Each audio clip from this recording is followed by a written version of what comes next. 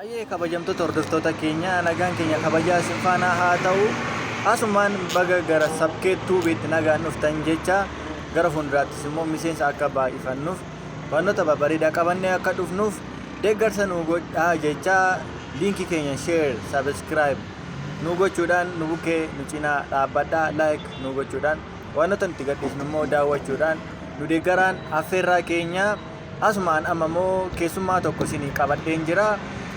Waa'ee maalirratti akka haasa'u immoo isumaaf anniisaa keessummaa kiyya waliin turtii gaarii. Ayyee daawwattoota keenya keessummaan kiyya kana fakkaata gara fuulduraatti sabkeettuu biirratti immoo waa baay'ee na oleen hojjechuudhaaf kan jiru isa kanadha.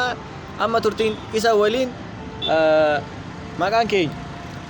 Maqaan koo Dooktarin jedhama. Dooktora kabajaa namoonni baay'een ittiin na beekanidha.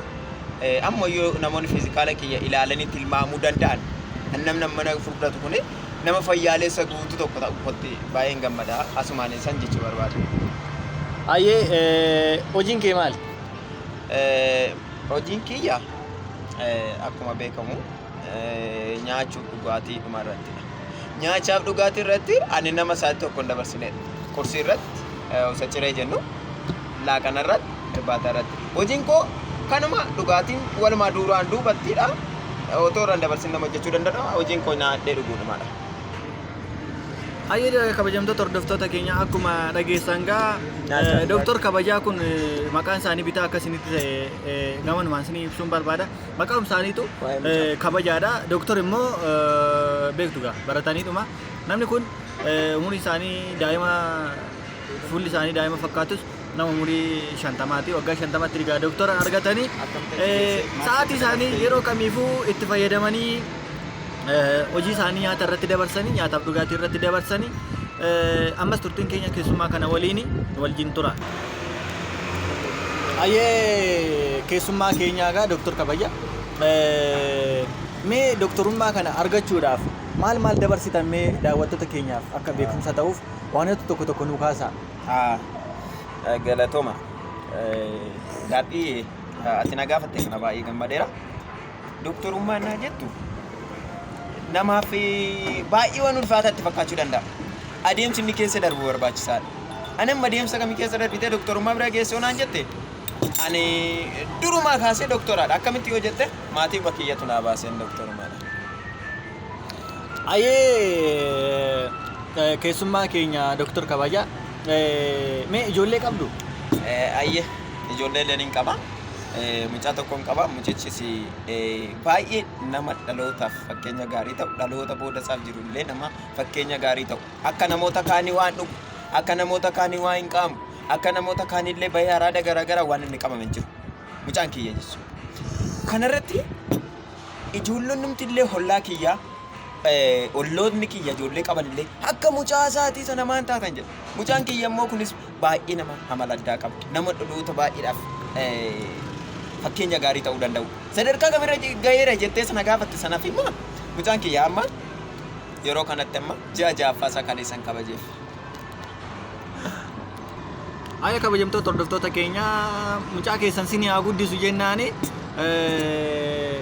gamanumaan keessummaa kiyya waliin egaa isfiriijii qammasaa irraa guyyaan irraa akka tasaa sanbata egaa ammas turtiin keenya keessummaa kana waliin waan ittaanee dhufuuf immoo qophooftanii akkasuma eegartan abdiin qaba. Mee dooktorummaa keessaniin biyya keessaniif maal hojjettu? Ana gaafat ani dooktorummaa kiyya baradhee kanneen asiin ga'ee fi bu'aa ofii kiyyaa miti. Anuma dhugaa dubbachuudhaaf nyaachuun koo dhuguun koo biyyaafidha malee ofiif jecha miti.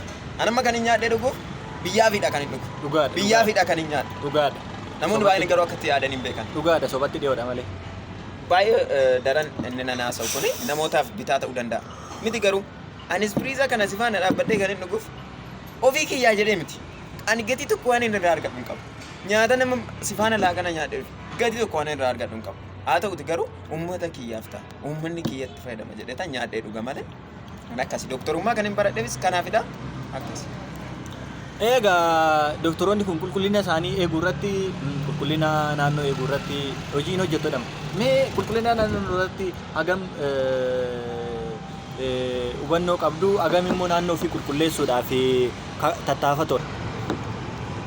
Qulqullinni isa jedhuufi qulqullinni kosii baasanii gatu fakkeenyaaf anamma taa'ee jireenya koo gaggeeffachuudhaaf isa uummanni baasee gatu kana bifa doktorummaa baradheen kosii ba'amee bakkeetti gatamu awwalitti qabee waan inni irraa uumu qaba.